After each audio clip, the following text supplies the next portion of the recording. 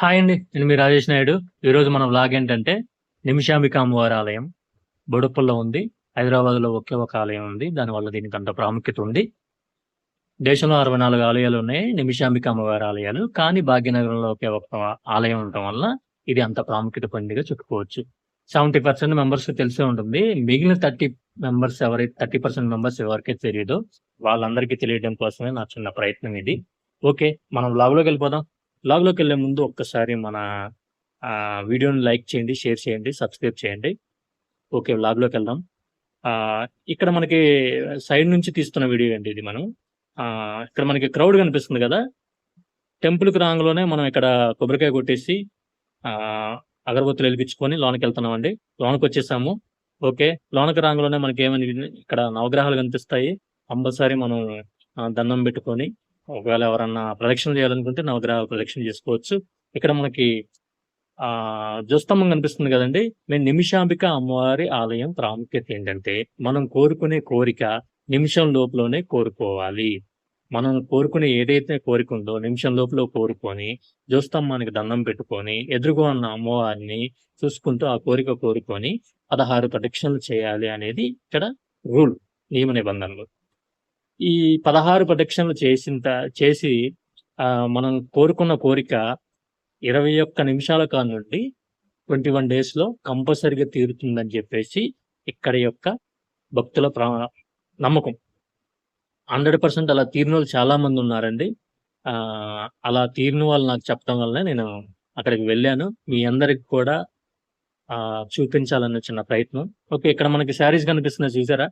ఈ శారీస్ వచ్చేసి మనకి అమ్మవారి శారీస్ అండి. అమ్మవారికి కట్టిన శారీస్. ఎవరైనా ఇంట్రెస్ట్ ఉన్నోళ్ళు తీసుకుంటా ఉంటారు. చాలా మంది తీసుకెళ్తా ఉంటుంటారు. అమ్ముతారండి. ఇంకోటి అమ్మవారి ప్రతిమ లోపల ఇలా యాజ్ ఇట్ ఈజ్ ఉంటుందండి. నేను లోన వీడియో తీయలేదు. మీ అందరికి చూపిద్దాము అన్న ఉద్దేశంతో వెనక వైపున అమ్మవారి ప్రతిమ ఉంటే మీకు చూపిద్దామని టెంపుల్‌లో మనకు అమ్మవారు అలా దర్శనమిస్తారు. ఇక్కడ అన్నప్రసాదాలు జరుగుతూ ఉంటాయి. ఎప్పుడు రెగ్యులర్‌గా.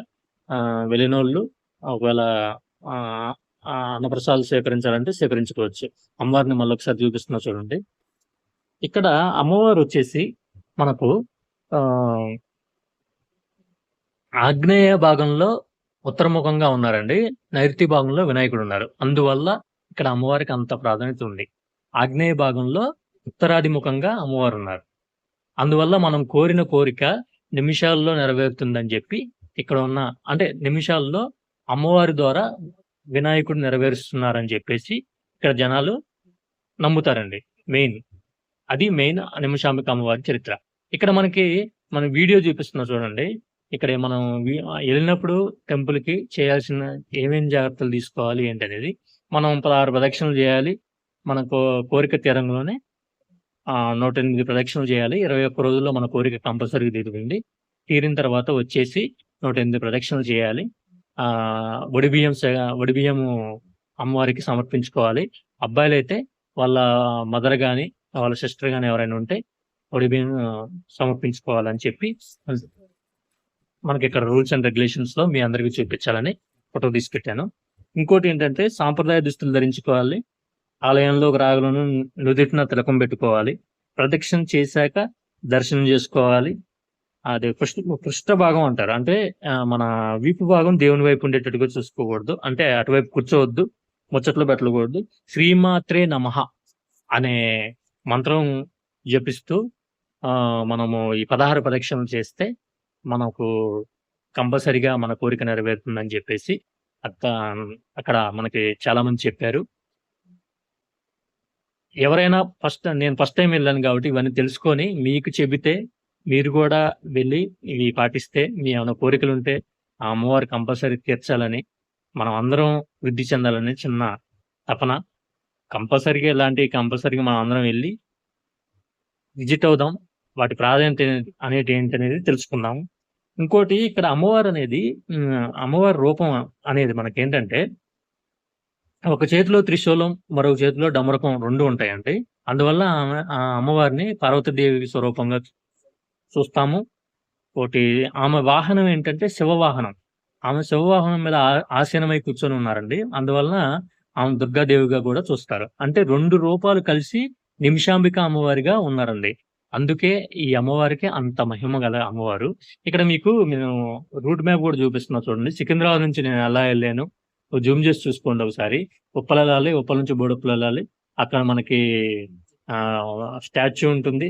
ఆ స్టాచ్యూ నుంచి బ్యాక్ సైడ్‌కెళ్తే మనకి ఆహ్, ఒక ఒక రూట్ వస్తది. ఆ రూట్‌లో నడుచుకుంటూ ఎళ్తే మనకి వాకబుల్ డిస్టెన్స్‌లోనే ఒక 40 ఫీట్స్ గూడా ఉండదండి. ఎక్కువేం ఉండదు. కాబట్టి మీకు ఆహ్, అన్న మీరు చెప్తున్నారు గానీ, నాకు అడ్రెస్ ఏం చెప్పట్లేదని జెప్పి చాలా మంది పెట్టారు. అందువల్ల మీకు అడ్రెస్ గూడా పెట్టడానికి ట్రై చేశాను. సికింద్రాబాద్ నుంచి కరెక్ట్ రూట్ మ్యాప్ గూడా మీకు నేను ట్యాగ్ జేసి పెట్టాను చూడండి. ఆహ్, కంపల్సరీ విజిట్ అవ్వండి. నిమిషాంబిక అమ్మవారి దేవాలయాన్ని. మనకి కోరికలు నిమిషాల్లో తీర్చే అమ్మవారు. అక్కడికి వెళ్ళిన ప్రతి ఒక్కళ్ళు అనుభూతిని చెందారు. నేను ఫస్ట్ టైమ్ వెళ్ళాను. మీ అందరికీ చూపిచ్చాలనే చిన్న ప్రయత్నం. అందరూ విజిట్ గాండి.